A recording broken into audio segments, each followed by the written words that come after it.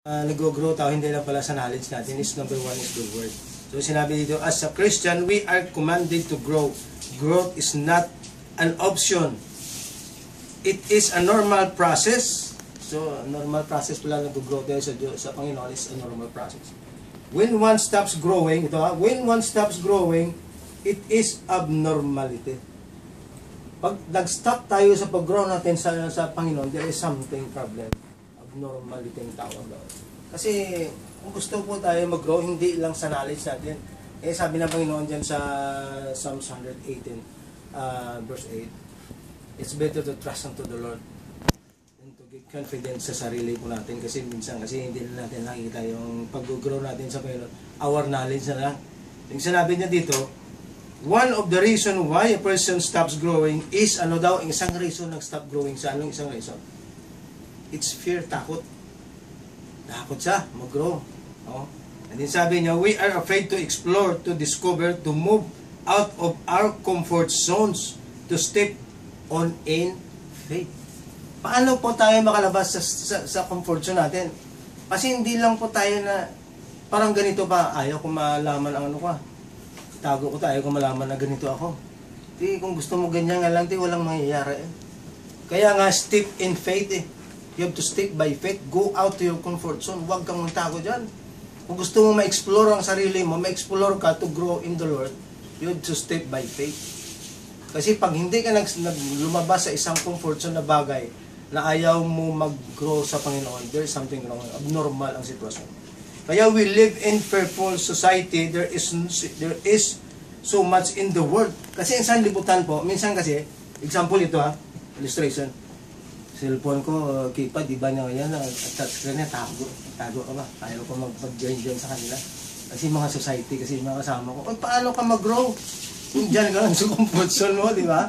Dapat you have to grow. There is a challenge mo. May purpose yan. Ginilagay nga dyan para mag-grow ka sa mga, maging ano ka rin sa kanila, maging impart ka rin sa mga tao na katulad ganito. I don't care kung ano mga cellphone nila, mga instrument nila, mas importante, nag-grow po tayo. You have to step by faith talaga. Go out ka sa comfort zone mo, huwag ka lang lagi dyan. Attend tayo, may fellowship. Prayer meeting, attend tayo sa devotion. Doon ka lang, hindi, kaya lang muna kasi may gag-pray ako dito para sa problema ko. Paano ka mag-grow kung dyan ka lang sa sarili mo? Kaya importante ang fellowship. Gaya nito, this is really important para mag-grow po tayo. Hindi sabi dito, there is so much in the world today that causes fear. In the hearts of men, or babae ka man, fear cripple us from doing what we ought to do and from becoming who we ought to be. Supposed to be, ilabas mo yung kung anong naramdaman mo, kung anong gusto mo yan. Ganito ako I don't care kung ano sabihin ng tao sa akin, ganito ugali ko, ganito, the way ng damit ako, ganito, okay. Di ba? Iyan ang dapat, kung ano ka, yun ka. Hindi ka magtago, takot ka. Parang ayaw mo makalabas ba sa ano mo. And then sabi niya dito, Psalms 24 verse 1 and 2, tell us that since the earth is the Lord's and everything in it, the world and all who live in it, for He founded it upon the seas and established upon the waters. Dapat i-establish din natin yung sarili natin para mag-grow po tayo sa comfort zone natin, labas tayo. Ang isang tao pag naitakot po, talagang na yan, problema na. Kaya ang hindi binigay ng Panginoon ng spirit of fear mo. Binigay sa atin is there is peace, joy, kindness ang binigay sa atin. Para magkaroon po tayo ng ganyan. And then we can face our fears with courage daw. Encourage na we have to push ourselves para makuha mo yung destiny mo. Sa Philippians, kung basahin mo sa Philippians 2 or 3 from 11 at 12 to 16, that's our destiny sa Diyos mo. You have to press on yourself. I-press mo, ikaw mismo sa sarili, kasi sabi dito establish upon, sabi dito, we can face our fears with courage because God is in control. Siya ang nag-control po sa natin, sa lahat ng kalagayan po natin. So, ang encourage ko lang po is to encourage ourselves. You have to push yourself. na huwag ka lang lagi na. Kapag may time na yung ganito, fellowship, enjoying sa labas, tayo, enjoy. Huwag ka lang natakot nga. Kasi nahiya ako eh. Oh, paano ka mag-grow kung ganyan ka eh? Wala eh. So, hanggang matanda lang tayo magganito, hindi pa rin nag-grow. Number one, we have to grow in spiritual life po. Kasi ang fear, wag natin lagi tingnan na sarili natin, natakot ako, nahiya ako, hindi. Kaya nga may purpose eh, nag-join tayo dito, nag-join kami dito ni Pastor. May mga purpose, mga bagay. Pinalabas kami ng Panginoon doon, hindi kami magkilala, wala kami contact, wala kaming Facebook nito eh. Di ba? Ngayon na, mukha na nakita na, it's not accidental eh. May purpose talaga, kaya kung lumabas din kami sa comfort zone namin para maka-join fellowship ng ganito. Tayo po yan, ganun po. Courage natin ang sarili natin. We have to push ourselves. Let's take by faith and believe because God is in control. Amen. So yun po ang sinasabi sa Ephesians po. Ephesians 2 Peter pala. 2 Peter. So, ano ba? Baka may makadagdag? Biglang po ako. Growth is equal to change. Okay, you cannot say that you're growing without change. So we can see growth in our life if there is something changed, not only in our physical body but most especially how to respond on the things that is happening around us. Growth even in our character, attitude, there is a growth there. Kung yung dating respond mo dun pag may hindi magandang pangyayari, parang hindi maganda yung response mo, but as days are going by, kapag kahit na ano nang nangyayari, kung minsan nagiging relax ka na lang sa pain, you are being still in the presence of the Lord. That there's a growth. So sometimes the problem is one thing na para tayo po mag-grow, one thing that I want to share is allow God to use your life. Ipagamit mo yung buhay mo kay God. Because kung ginagamit ka ng Diyos, doon ka po mag-grow. You cannot grow while just hearing, sitting. Okay, sabi nga po ni Reinhard Bonnke, God pulled out us from the pit of hell. Nalis niya po tayo mula doon sa mula po doon sa butas ng impyerno. Ngunit hindi kanya pwedeng hugutin dyan sa inuupuan mo. Okay, that's powerful God. Pwede ka niligtas kanya mula sa impyerno, pero sa inuupuan mo, He wants you to be willing. He wants you na para ikaw may gamitin kanya. So, one sign na tayo po ay nag-grow, yun na rin po yung nagpapagamit tayo sa Panginoon. So, there are times it's not, hindi po yung basta-basta naman, but God will prepare you. He will not use you until you are prepared. But if you want to grow more, if you want to experience more about God, I challenge you to use your life for Jesus. Amen. To evangelize, to testify, to open, kahit mag-opening prayer lang. Nainamit ako isang matandang babae. Okay, sabi niya ganun, 50 years na yung church nila. At yung sabi niya, time nila, growth, about growth. So, sabi niya ganun, matagal na akong member dito, Pastor. Sabi niya ganun. Ugod na po siya. Then, nung tinawag po siya mag-opening prayer, sa Pastor, huwag na lang ako, hindi ko alam. So, tagal niya na po sa church, but he is not using his life for Jesus. So, alam niyo po, madami kayong mamimiss na opportunity. Okay?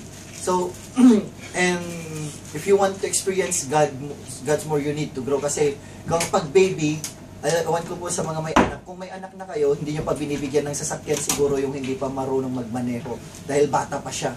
So, even in our faith, God will entrust you something if you are growing. God will entrust you bigger things if you know how to handle it already. Because blessing sometimes will become a distraction to us if we are not able to handle it.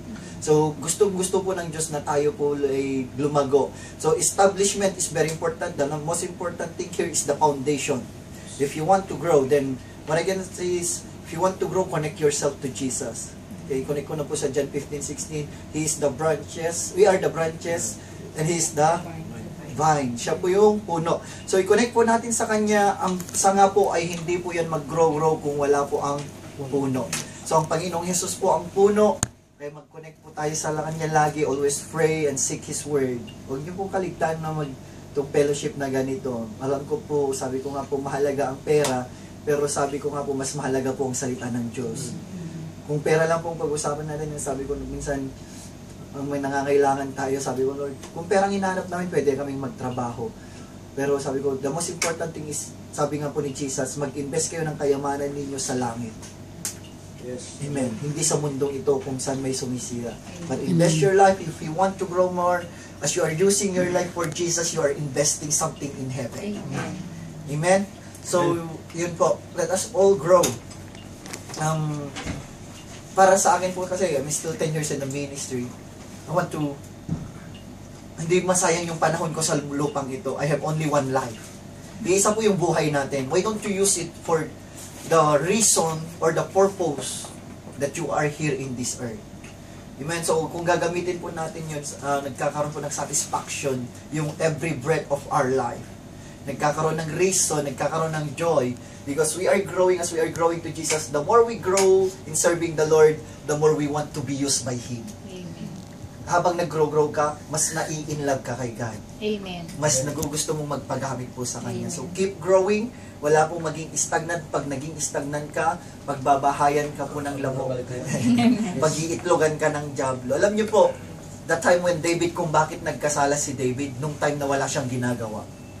Nung nakaupo lang siya. Many Christians are not growing because they are not doing nothing. Kaya kung minsan, yung pinalalagay na lang ni Satan, kaya nagkasala, nung nakita ni David si Bathsheba, malakas si David. Okay? Pero nung nakita niya, kasi wala siyang ginagawa. Kaya kung wala po tayong ginagawa kung minsan, doon din po tayo nanghihina sa pananampalataya. But if we are allowing God to use our life, if we are keep on growing, alam niyo po, doon po natin makikita yung makikita na gagamitin din po tayo ng God sa ating buhay, ni God sa ating buhay. Amen. So, we hope next year, meron na marami. I hope each and every one of us, kayo na rin po nakikita namin ang bawat isa na may dala-dala na po kayo sa Panginoon, dumami, growing. If we talk about growth, it's a large topic. Malaking topic po yan, but we are praying to each and every one of us that let us grow spiritually. If we grow spiritually, even physically, financially, susunod po lahat ng bagay na yan. Amen. Amen. That's what the Word of God said. Seek ye first the kingdom of God and His righteousness, and all these things shall be added unto you. Amen. So, keep growing. Kung grow tayo, alam niyo po yung damit ng maliit pa lang. Kukunti lang yung may kakarga doon. Pag ikaw ay lumalaki, lalaki din yung pagkargahan. Amen. So, God will bless us according to His grace. Amen? So, He loves us so much and He wants us to grow. And He loves us. Gustong-gusto. Ewan ko po sa mga nanay, yung mga naging nanay, kung minsan nag-crow-crawl yung mga anak nila, sabi niya, sana maglakad ka na. Di ba? Gusto niyo pong maglakad. Ganon din po ang Panginoon. Gusto niyo maglakad tayo. Hindi lang tayo panahon na nag-crow-crawl lang or gumagapang. Ayaw ng Diyos na lagi lang tayong gumagapang. Ayaw ng Diyos na lagi lang tayong nasusubuan. Ang hirap naman, 15 years old ka na, 20 years old ka na, sinusubuan ka pa rin. So gusto ng Diyos yung matuto tayong mag-grow, how to handle this life, because He will guide us. Amen. And He will be with us. If we are growing, kung gano'n niya kasama tayo nung maliit pa tayo, gano'n niya din sasamahan hanggang sa paglaki po natin. Amen. So, God bless. Tama na tapos.